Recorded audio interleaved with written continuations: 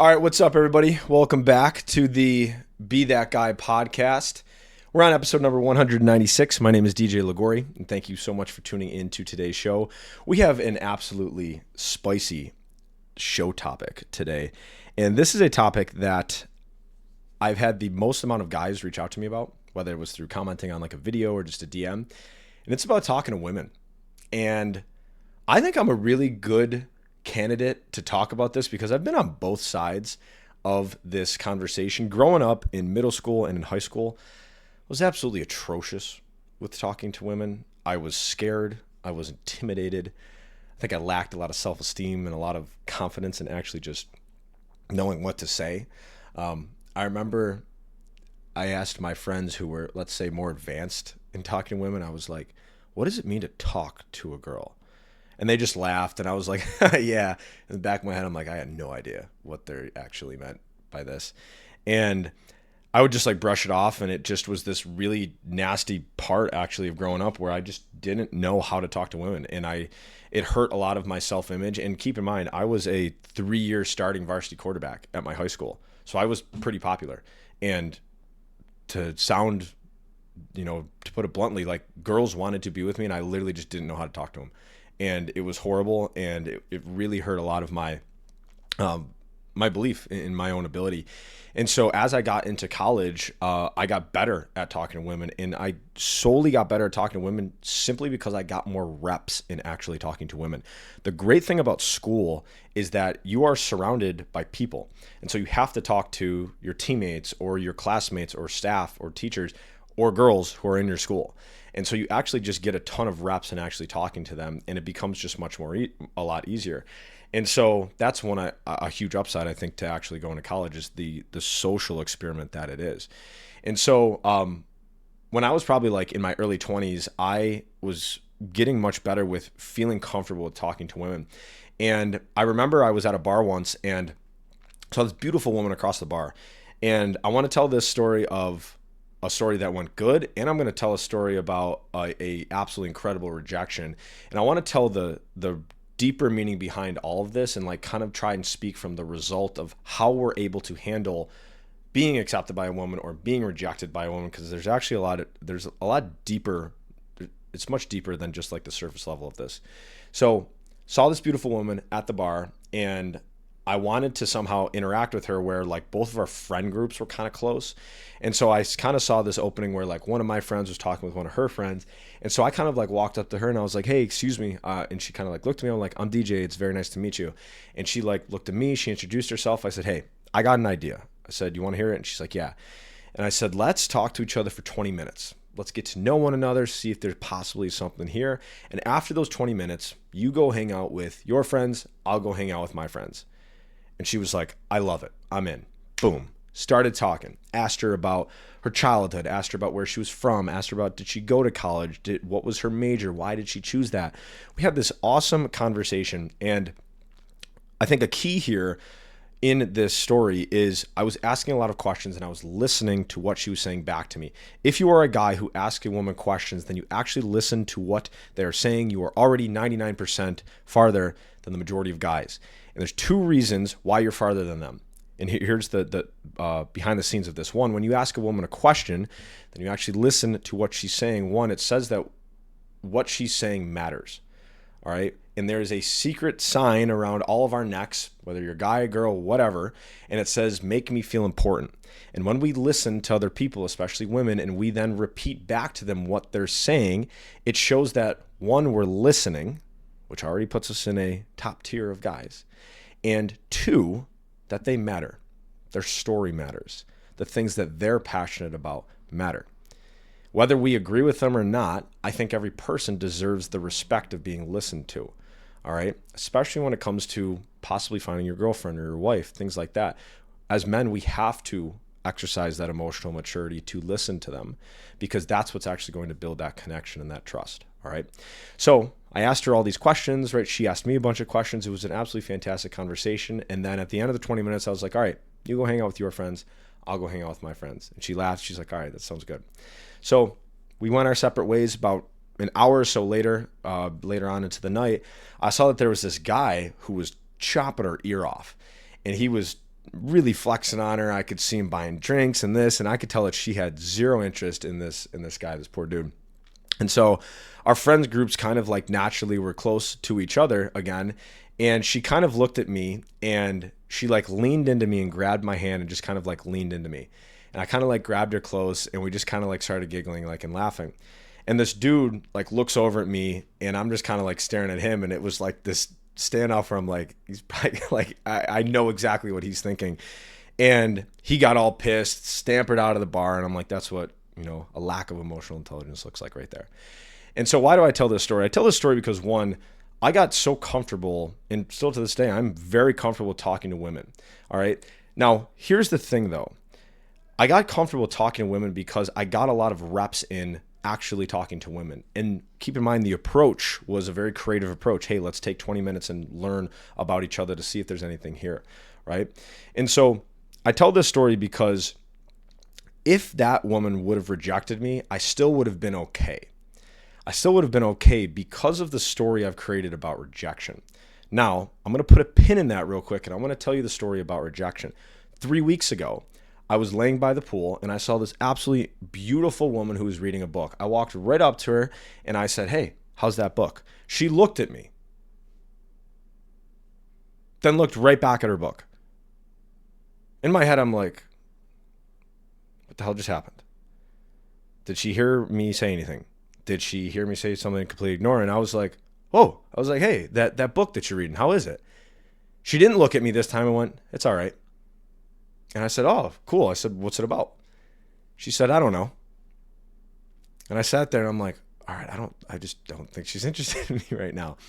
And so I said, all right, cool. I said, well, I'm DJ. I said, it's very nice to meet you.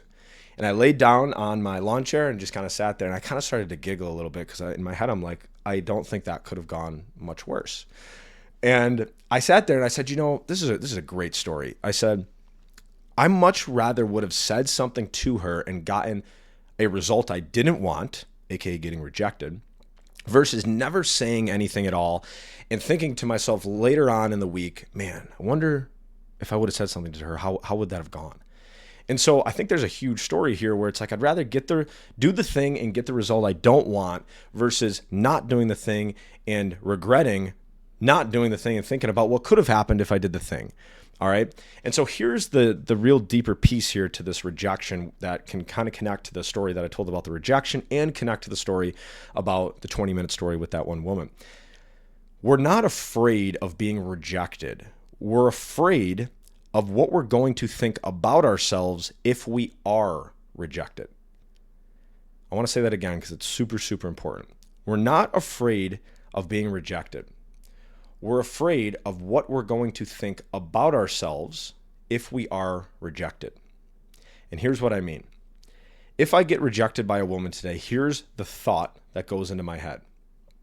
Man, she missed out on a great conversation. And I say that kind of like a joke because it makes the whole scenario less painful. Man, she missed out on a great conversation, a couple jokes that might have landed, and a couple questions of curiosity of actually getting to know her, man. Poor girl. And then you walk away. And see, that story sounds a lot different. Another example, a guy named Justin Waller. I don't really know a lot about Justin Waller, but I listened to a podcast with him and Tom Bilyeu on impact theory. And he had this awesome story about if you have a group of buddies who are, let's say, late teens, early 20s, whatever, he said, create a group message called the rejection chat. And every one of the guys has to share in that group chat the best rejections when they happen in their lives. What it does is it changes the story around what it means to be rejected. In that group chat, you're actually trying to get the best rejection. It's kind of like as a sales team saying you have to get 10 no's a week on your sales versus having to always get yeses. It removes the pressure of having to be accepted by that woman that you want to go talk to. And I think this is so important because as young men, I think we've been sold this bag of goods that we have to be good at talking to women. And I'm the best example of this. I had zero skill in talking to women. And I come from a pretty charismatic family. And so I learned this by simply just trial and error. And a lot of the times it's more error. We are a little clunky because we want to come off as cool. We want to come off as, hey, we're relaxed and we're confident. And all of that requires a lot of reps and a lot of getting out there into the arena and actually trying to figure out, how can I connect with this person? And don't think about it as, how do I make this person like me? It's more about like, how do I actually just connect with this person and see if they're worth getting to know? Because a lot of the times, some of these women you might not actually be interested in. They might be really pretty, but yet they're not intellectually stimulating.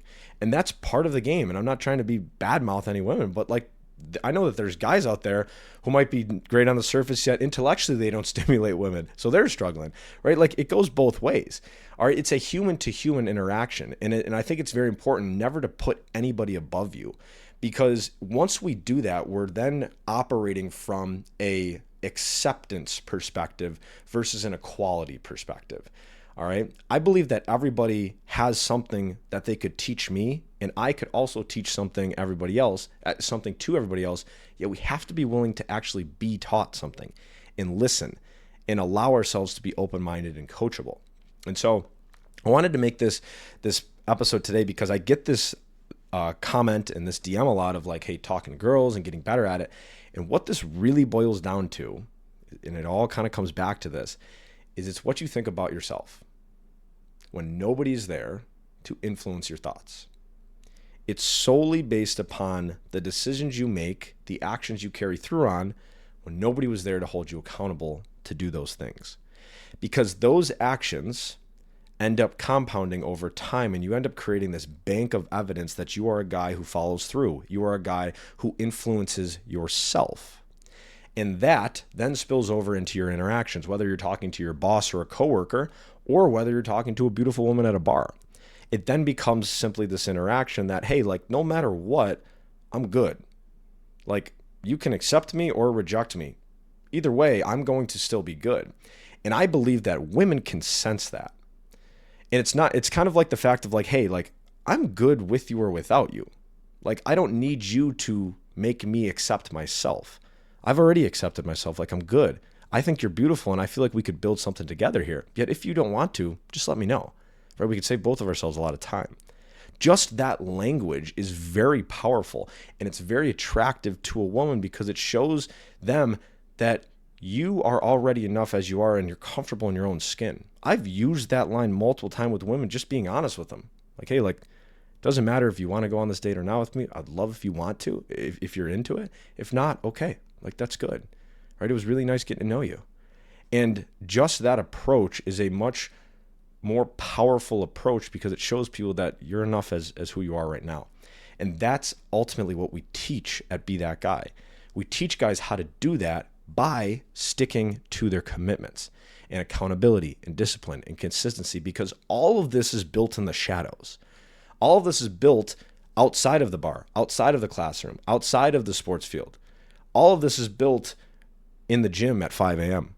All of this is built in the kitchen at 6 p.m. at night when you got a pizza shop below your apartment and you got raw chicken in the fridge and you decide to eat the raw chicken. I know that might sound funny, but there's a lot of stuff that goes on here. And that's what ends up building that confidence and building that image, that self-image. It's about doing those hard things when nobody was there to say, congratulations, you did a good job. That's what builds you into a man that then becomes confident with having those creative lines of saying, hey, let's take 20 minutes and see if we get to know each other. And no matter what the result is, you're good. And so I wanted to share that with you because if you are a guy who's 18 plus years old and you're listening to this and you're like, all right, I got it. Like, I got to work on my confidence. I got to work on my self-image. I got to work on all these things, yet I don't know exactly where to start. Shoot me a message. I got a bunch of ideas that I can walk you through. Go right on Instagram at DJLOGORY. Shoot me a message. Say, hey, I listened to episode 196. Walk me through some talking to some women type of thing. Because like I said, I've been on both sides of this. I've been the worst guy with talking to women. And you can ask my friends. They probably have plenty of stories that they would be more than willing to share with you. And you can ask the poor women who I tried to eventually talk to in high school. They probably have stories too. I was horrible at this.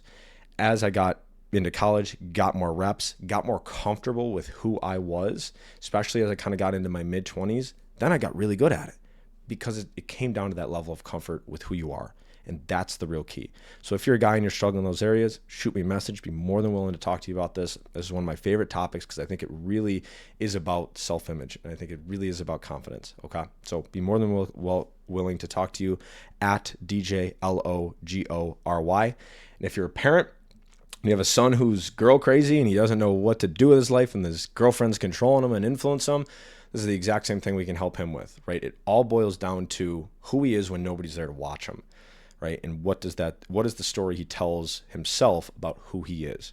All right, that's going to change his behavior. All right, so thank you guys so much for tuning in today. If you got some value out of today's episode, all I'm going to ask is that you share it. Share it to your Instagram profile or your Instagram posts or Facebook profile and Facebook stories. All right, I'm not going to ask you to rate, review. That's too many things. Let's make it super simple. Just share it to somebody who you think might value the content that we talked about today and talking to women and using your powers for good. This is not manipulation. This is being curious, being a human. And a part of being a human is wanting to eventually be in a relationship. And I think it's really important that we figure out how to do a good job of this. Getting off the electronic devices, off of the Hinge, off of the Tinder, off of the Bumble, all of those things, and understanding how to actually communicate via face-to-face so that when you do say that funny joke and it doesn't land and there's that awkward 3-second pause, you know how to get out of that. You know how to adjust and say, all right, we missed there. And then there's a little giggle or whatever, and you kind of get back on track. All right. I think a lot of the human to human interaction is super important, and we're losing a little bit of that. So hopefully that this episode can help kind of back up the importance of having that confidence, having that self-image so that we are better communicators moving forward. So thank you guys so much for tuning in to episode number 196. And until next time, keep being that guy, and we'll talk to you guys soon.